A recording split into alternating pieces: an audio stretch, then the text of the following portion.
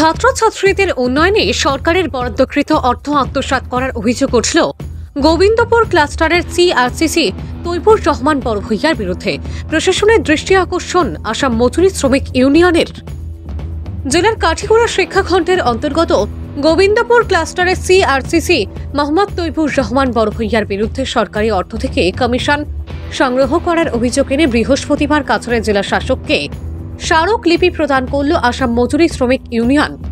মিডিয়ার সঙ্গে কথা বলতে গিয়ে ইউনিয়নের তরফে দীপক লাল দাস জানান, কাঠিগড়া উন্নয়ন খণ্ডের গোবিন্দপুর ক্লাস্টারের অধীনে 16 থেকে 18টি সরকারি বিদ্যালয় রয়েছে এবং সরকার ছাত্রছাত্রীদের উন্নয়নে বিভিন্ন সময় বিভিন্ন ধরনের পরিকল্পনা বাস্তবায়ন করেছেন। জেলার তৎকালীন এসআই মনোজ কৈরি থাকাকালীন সময়ে সিন্ডিকেটের মাধ্যমে সরকারের বরাদ্দকৃত অর্থ আত্মসাৎ করা হয়েছিল। পরবর্তীতে স্থানীয়দের অভিযোগে মনোজ কৈরিকে অন্যত্র বদলি করার পর 2023 সাল থেকে গোবিন্দপুর ক্লাস্টারের সিআরসিসি তৈবুর রহমান বড়ভূঁইয়া সেই সিন্ডিকেট চালিয়ে যাচ্ছে। বর্তমানে বিদ্যালয়গুলোর প্রধান শিক্ষক থেকে শুরু বিদ্যালয় পরিচালন কমিটির মাধ্যমে সিআরসিসি তৈবুর রহমান বড়ভূঁইয়া নানা অজুহাত দেখিয়ে সরকারের বরাদ্দকৃত অর্থ থেকে কমিশন সংগ্রহ করছে বলে এদিন জানিয়েছেন ইউনিয়নের সদস্য দীপক লাল দাস। শুধু তাই নয়, বিদ্যালয়গুলোতে আয়োজিত কমিউনিটি ফেস্টিভ্যাল ও বার্ষিক ক্রীড়া উৎসব থেকে শুরু করে ছাত্রছাত্রীদের জন্য বরাদ্দকৃত স্কুল ইউনিফর্ম থেকে তৈবুর রহমান বড়ভূঁইয়া কমিশন সংগ্রহ করছে বলে অভিযোগ করেছেন তিনি। সিআরসিসি তৈবুর রহমান বড়ভূঁইয়ার কমিশন কাণ্ডের ফলে ছাত্রছাত্রীরা অতি নিম্নমানের স্কুল ইউনিফর্ম পাচ্ছেন বলেও এদিন জানিয়েছেন তিনি। কাঠিগড়ার গোবিন্দপুর ক্লাস্টারের অধীনে থাকা বিভিন্ন সরকারি বিশ্ববিদ্যালয়গুলোতে বিগত 10 বছর ধরে চলে থাকা অর্থ নয়ছয় করার ঘটনাকে জনসমক্ষে তুলে ধরে স্থানীয় প্রশাসনের দৃষ্টি আকর্ষণ করেছেন আসাম মজুরি শ্রমিক ইউনিয়নের কর্মকর্তারা। ইউনিয়ন জেলা শাসককে একটি স্মারকলিপি প্রদান করে গোবিন্দপুর ক্লাস্টারের সিআরসিসি মোহাম্মদ তৈবুর রহমান বড়ভূঁইয়ার বিরুদ্ধে আইনত ব্যবস্থা গ্রহণের পাশাপাশি সরকারি বরাদ্দকৃত অর্থ আত্মসাৎ করার ঘটনায় উচ্চ পর্যায়ে তদন্ত দাবি করেছেন তারা। আজকে আপনারা সামনে আমি কইতেছি যে আমাদের কাঠিগড়া এডুকেশনাল ব্লক, যেটা এই কাঠিগড়া এডুকেশনাল ব্লকের সিআরসি তৈবুর রহমান বড়ভূঁইয়া তাই গোবিন্দপুর ক্লাস্টারের সিআরসি তাই প্রত্যেকটা গ্রান্টে দেখুন বর্তমান পরিস্থিতিতে এই যে সরকারি স্কুলগুলাতে গরিব মানুষ, শ্রমিক মানুষ, এরার বাচ্চা কাচ্চারা পড়ে, আর পয়সাওয়ালা মানুষরা এত বাইরে নেই গিয়ে প্রাইভেট স্কুলে নেই গিয়ে, আর এরার কোনো গুরুত্ব দেয় না। টিচারের কাছ থেকে এরা বিভিন্ন সময় সরকার থেকে যেগুলা গ্রান্ট হয় ওগুলা থেকে একটা তারা কমিশন হিসাবে তারা খাটিয়ে নেয় এই সিআরসি। কোনো হেড টিচার থেকেও নেয়, কোনো সময় এসএমসির মাধ্যমেও লিয়া যায়। এটা যখন আমরা রিপোর্ট করলো এসএমসি প্রত্যেকটা স্কুলে গোবিন্দপুর ক্লাস্টারের এসএমসি যারা এসএমসির মেম্বার এরা আমরা রিপোর্ট করছে, এরা থেকে জানছে লোকাল মানুষে গরিব মানুষ যারা এরা কইছে এই অবস্থায় স্কুলগুলোতে এইভাবে চলে। সিআরসি টাকা কালেকশন করে হেড টিচার থেকে নিয়ে যান কি স্কুল ইউনিফর্ম থেকে নেই। কমিউনিটি ফেস্টিভ্যাল একটা আছে, ইনকাম ট্যাক্স আছে, বিভিন্ন নমুনা 7টা আইটেম থাকি তাই বিভিন্নভাবে টাকা কালেকশন করে নেওয়া যায়। কত কইল না কিতা কইয়া লই যে এটা যে ইউনিফর্ম, যেটা ইউনিফর্ম এটার পার স্টুডেন্ট থাকি 150 টাকা করে নেই।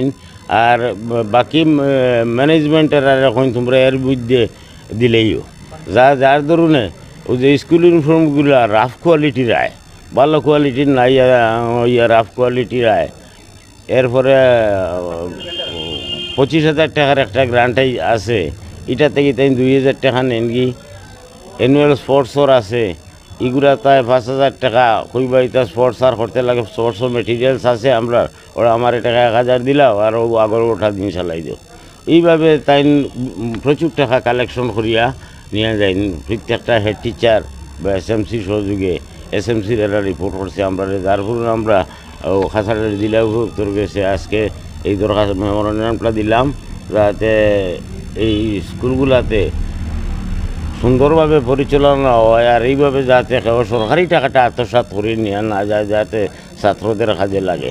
কত কইল এটা তো আইটেম ওয়াইজ আছে, 2,000, 1,000, 150 পার স্টুডেন্টর কাছ থেকে ইউনিফর্ম লইন 150 করি। টোটাল স্কুল কতটা আছে থানাটারে? স্কুল 16-18টা হয়ে যাব গিয়া গোবিন্দপুর ক্লাস্টার যেটা স্টুডেন্ট কতটা আছে স্টুডেন্ট তো এটা এনরোলমেন্ট তো জানা নাই, কোনোটা কম আছে কোনোটা কতটা হয়েছে হ্যাঁ? এমনি একটা আন্দাজ আনুমানিক কতটা হইতে পারে কতটা টোটাল স্কুলে মিলে কতটা স্কুলে মিলে সব সারা স্কুলে মিলিয়া কিতা হইব এত ডেফিনিট পুরা খোয়া যায় না। লামসাম যেমন প্রত্যেক স্কুলেও আছে 80 জনও আছে, 90 জনও আছে, কোনো 65 জন আছে, কোনো 120 জনও ওভাবে এটা সবটা ইয়ার গেছ থেকে লয়। এটা তো বাচ্চারা তো হয় না, তারা যখন কোটেশন দেয় কোটেশনটা তার ইন্টিমেট মানুষের ব্যান্ডর মানাইয়া দেয়। ব্যান্ডর মানাইয়া দেওয়ার কারণে যে তার যে ব্যান্ডরের কাছ থেকে টাকা কালেকশন করে লইল আর হইয়া দিল যে তুমি তোমার যেটা থাকে ওটার ভিতরে তুমি ইউনিফর্মগুলো বানাইয়া তারা 2 সেট দিল।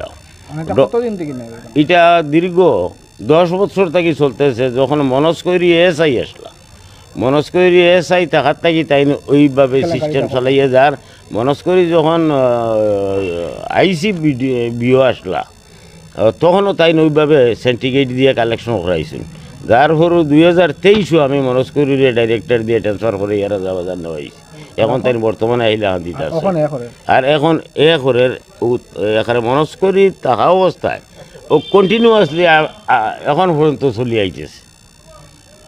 আর স্কুলের গার্জিয়ান এরা একমাত্র কৃষক শ্রমিক, বড় লোকের ছেলেরা প্রাইভেট স্কুলে যায় কি, আর এরার তো নিরুপায় মানুষ ডেইলি 400 টাকা রুজি করে, তার মেনটেন্যান্স করতে পারে না।